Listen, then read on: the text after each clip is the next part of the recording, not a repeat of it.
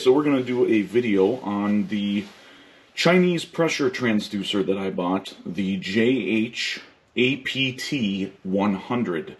Now, if you're thinking about purchasing one of these after you watch the video, reach out to Oscar Gomez with Master Automotive Training. He actually sells these directly, so that would be the place I'd recommend getting one if you decide you would like to purchase one. So when we're going to do an in-cylinder capture, a couple of things we want to keep in mind. We need to disable fuel on the cylinder that we're going to be testing, and generally speaking, that's something that can be accomplished by disconnecting an injector. If we're going to do a cranking test and it's really hard to unplug an individual injector, then you could pull the fuse for the injectors. Now, if you're dealing with a direct injection vehicle, a lot of the time there are no fuses for the injectors. The piezo-style injectors are often controlled dual by the ECM, so both the power and the ground side. They're dual controlled directly from the module. So in those cases, unplugging the injector is really the only thing you can do. This is a manifold injection vehicle, a little bit easier to set up than most. So really, to unplug the injector on this, it's a Volkswagen. I'm going to push the connector towards the injector and then pull back if my crappy fingers can actually get the job done here. Of course, I'm going to struggle because I'm on a video, right? Even though I've taken this connector off 57 times, and now it's going to fight me. There we go. So our injector is unplugged. And now we're going to remove the spark plug from this cylinder. Now, this is also not a coil on-plug vehicle, so we're going to have to take the wire off of the coil as well as pull the wire off of the spark plug before we pull out the spark plug. Now, hopefully the wire does not fall apart. Sometimes on these older style VWs, the wire likes to disintegrate when you try to pull it off. Now, these have been properly lubricated and everything, so in theory, that should not be a problem. Okay, so we got the ignition wire off the spark plug. Now, another thing I always recommend doing when you're going to remove spark plugs is going to take a blowgun and we're going to blow out the area around the spark plug. Make sure the area is clean before we go taking that spark plug off. That would be true for injectors as well. Just a good policy to make sure junk doesn't get in the cylinder. Obviously, we would like to avoid that because that's bad for the engine. So we're going to go ahead and take the spark plug out. Comes out nice and good. It's obviously not over-torqued, which that's something should be the case since I never over-torque things. I use a torque wrench. Yes, torque wrenches are absolutely best practice when we are installing components. If they have a torque spec, they should be torqued with a torque wrench. So, I'm editorializing a little bit here. Has nothing to do with the pressure transducer thing we're doing, but I do want to share that there are right ways and wrong ways to do certain tasks, and you should be doing them the right way. So we're just going to get this spark plug unscrewed all the way here. Give it a second here. Almost got it. There we go. Got it out. So you can see it's not actually ultra old or crusty. That's because it was replaced on the regular service interval. So, set the spark plug up in the cowl here. The area where the spark plug goes is clear. We're going to go use our adapters and such and figure out which one is going to screw in here. Check our threads. I believe this thread is going to be the correct one, which is kind of nice.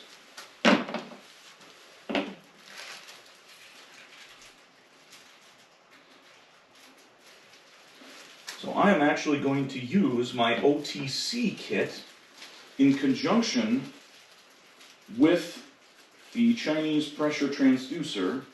My OTC compression gauge kit has high quality hoses and everything that should work just fine for this.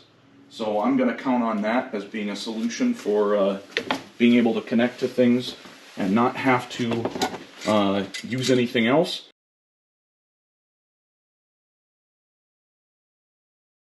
The hose that comes with this pressure transducer is absolutely garbage.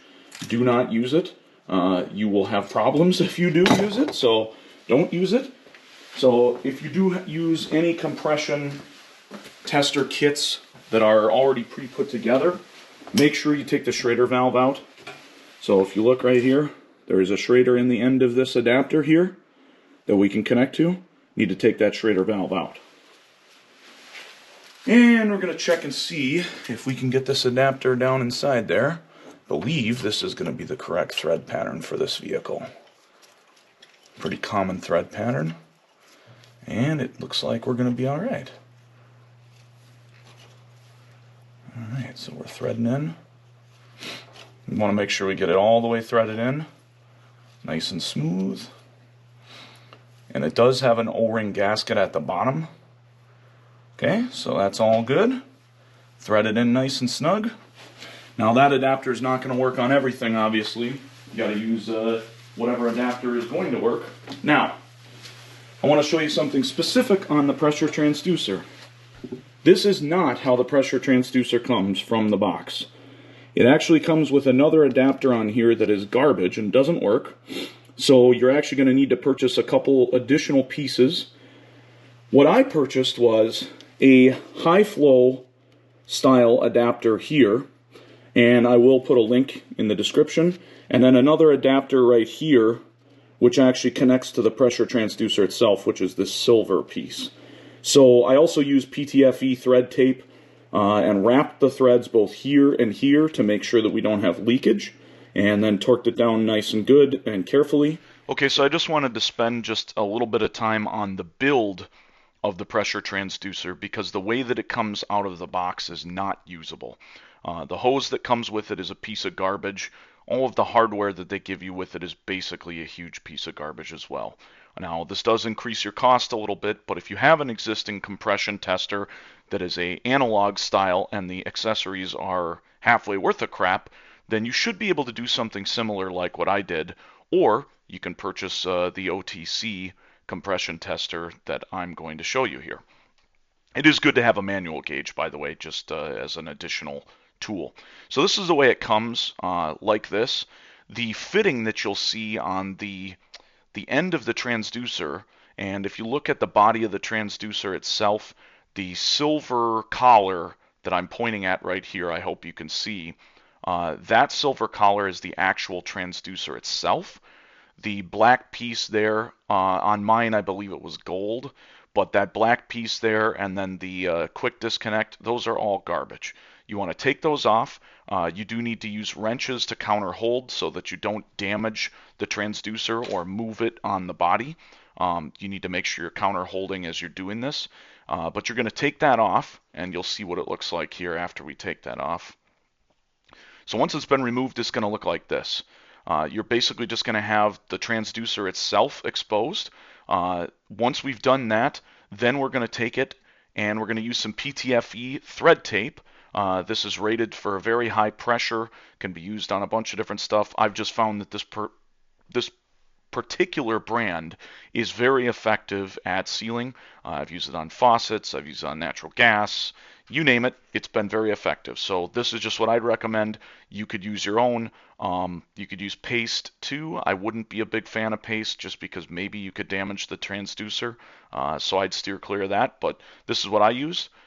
Then this is the fitting that you will need, the adapter. So it's basically a 1/8 FIP to a 1/4 MIP. You can get these at most hardware stores. You can get them at Lowe's, Home Depot, Ace Hardware, whatever. Pretty common and easy to get a hold of. So you're going to put the PTFE tape between this bushing or fitting and the body of the transducer. Then you're also going to put tape on the threads of this. And then we need to get ourselves a quick disconnect. So you don't want to use a standard quick disconnect, and you're going to ask yourself, well, why not? If you look at the right-hand picture here on the quick disconnect, you notice this has a diaphragm internal to it. My concern was having a diaphragm internal here could interfere with the signal. We want the pressure signal to interact directly with the pressure diaphragm on the transducer itself. So if we use a standard disconnect like you would find at most stores, that's not going to get the job done. Again, that could interfere with the pressure signal and how it interacts with the diaphragm on the transducer itself. So we want to make sure that we are using this style. So this is a high flow style. You're probably asking, will it still work with normal quick disconnects? And I found that yes, it does. It does not seem to leak.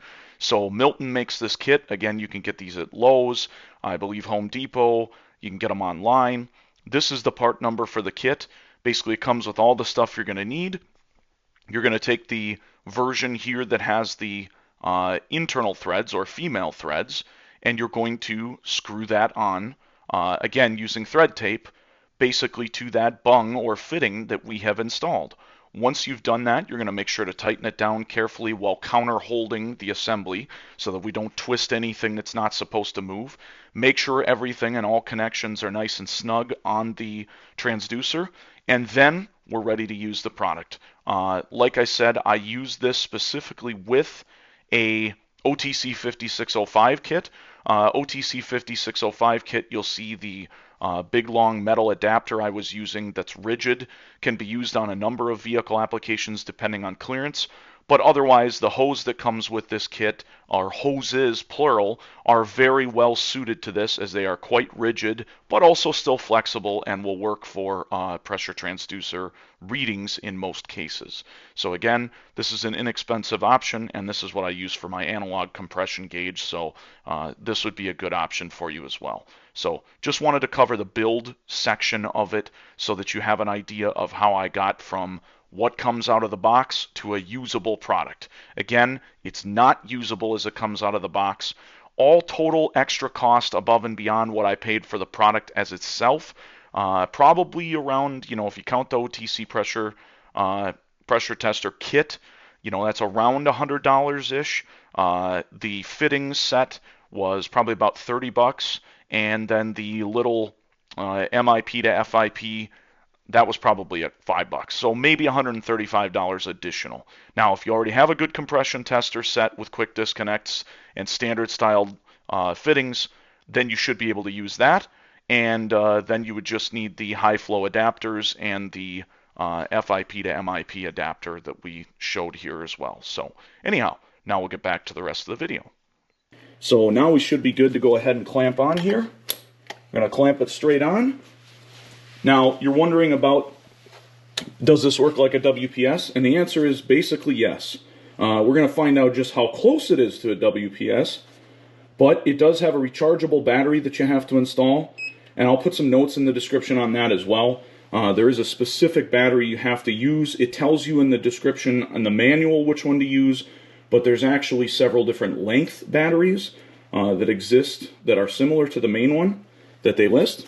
So we have our setup here. We're going to turn off the light so you can see this just a little bit better here. So you can see our LEDs, blue, green, red. Red is for, right here under RAN is range. So if you look, it shows, here on the end. Can't really see that super well, but the ranges are red, minus 15 to 500 PSI, 1 volt per 100 PSI is the output. Then the second range is green, which is negative 15 to 50 PSI. 1 volt for every 10 PSI is the output. And then negative 2.5 PSI to 5 PSI, 1 volt per 1 PSI is the output. So we are doing compression, so we want to make sure we're on the red range, which if we look at the LED here, that is in fact red. So we're good to go. Now I'll show you what it looks like if you change it here. So if you hit the range button here a couple of times, now it's on green, now it's on blue, back on red. Okay, so we're on red, which is the highest range. That's what we want for compression. Got our power button on the other end. This is for charging only. Then we have a BNC connection, which is what we're going to connect to the scope, and our power button, which you just hold down for power. And then you also have a 0 button. We're going to 0 it. Make sure we're completely zeroed out. It's going to flash at us when it's zeroed. Okay, goes back to solid LEDs. It's zeroed out. Going to connect it on. Going to get our BNC going, and we're going to see what we get here. Find out if this thing actually works, right? I actually have a really nice long BNC to BNC that Brandon Dills with Jarhead Diag made for me. I use this for my Delta sensor. So we're going to go ahead and connect this up here. And we're going to connect it to channel 1 right here. Okay, we're connected.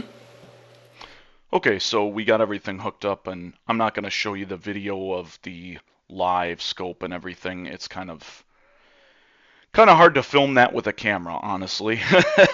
You know, depending on what camera you're using, it doesn't work so great. So anyway, I just wanted to show you the waveforms that we got captured here from the vehicle using 2 different scopes. So we use the top-down scope first. So first you can see here we've got the transducer, kind of a longer time base. So we got 100 milliseconds set up here on the screen. And our voltage scale is, we got it on 200 millivolts setup. So you can see the transducer is putting out roughly 815 millivolts, which is in the neighborhood of about 81 to 82 psi. Now, the big thing to remember here is the zeroing function on this transducer is somewhat lacking. So even though you hit the 0 button, the voltage output that it provides when you first connect it to the scope, that's your real 0. So it may not be putting out exactly 0 volts even after hitting that 0 button. You might try hitting the 0 button a couple of different times, but I just wanted to note that I have found that with this transducer, the 0 is not a perfect 0. That is one of the drawbacks of a less expensive piece of equipment, is you do need to be aware of some of these things that might be a bit of a problem or could throw you off in terms of your interpretation of the data. So again, the 0 point was not compensated for here. So it may be a little more than 82, it may be a little less than 82 because we did not compensate for that, but we're in the ballpark and we do have a usable waveform. So we can go to the next page here on the slideshow, and here's a zoomed in time base. So we have 50 milliseconds now per division, and we can see that we've got essentially top dead center 3 times plus a little bit there on the compression side of things displayed. So we can zoom in here and see a relatively decent amount of detail. If we are comparing cylinder to cylinder, we should be able to use our rulers and see what the differences are. If there's a difference in where the valves are opening, you know, this video isn't meant to go into any kind of depth on in-cylinder pressure waveforms or anything like that. We're not doing that. This is strictly just a demonstration for the transducer itself. This is a normal and healthy engine, just an FYI. Absolutely nothing wrong with it. Runs great, no misfires. It's got 135, 140,000 miles on it, so just wanted to clarify that for your information as well. And then here's the transducer hooked up to a Pico. So, you know, you get a little bit clearer image with the Pico. It's a little bit nicer, a little bit sharper image. The other thing I do want to note, just in the setup on both of these, both the Pico scope as well as on the top-down scope, is we do want to make sure we're using that low-pass filter. The low-pass filter cleans up the waveform so you get a sharper, clearer picture, and there's not a bunch of noise in the signal. So again, make sure you're using your low-pass filter when you are doing these tests with a pressure transducer like this. But again, you can see we have a very usable signal, and you can see our overall signal amplitude appears to register very similar on the top-down and the Pico. Now, the advantage in the Pico is I can actually program in the voltage scale for all 3 modes on this pressure transducer so that I get measurements that are in PSI as opposed to volts. Obviously, since it's a pretty straightforward mathematical formula, it's not hard to understand that on the top-down, but the Pico does take it one step further, and if you put this in and customize the probe, then you can have a real pressure output reading here, which, again, pretty cool. So anyway, just wanted to point that out, and again, this was not 0 compensated on this capture either, so pay no attention to the absolute numbers as they may not be accurate. Just wanted to remind you of that again. If you're using this pressure transducer, you need to make sure that as you're making your capture, make sure you have the beginning of your capture showing what the voltage output was at neutral with no pressure or vacuum, so that then you know what your 0 point is and you can do the math to figure out what the actual output was versus what the true 0 is, right?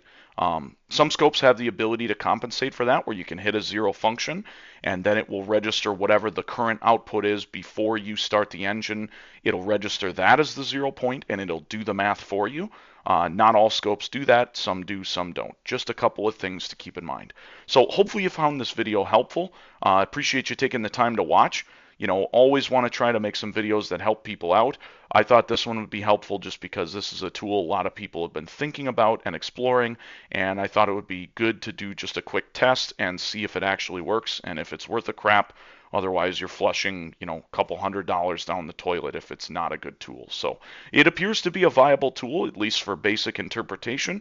I don't know that it's going to provide as razor sharp or clear of a signal for some of the really finite and specific details if you really want to get into diagnosis off a pressure waveform. But for basic interpretation of if you have a cylinder-to-cylinder fault, I think this is more than good enough and should get the job done. Again, if you do want to buy one, reach out to Oscar Gomez with Master Automotive Training. He does sell these units, and I'd much rather see you give your business to him than purchase it on some of the other online vendors that are in China. So anyhow, thanks again for watching, and please subscribe to the channel if you like my videos. Thanks.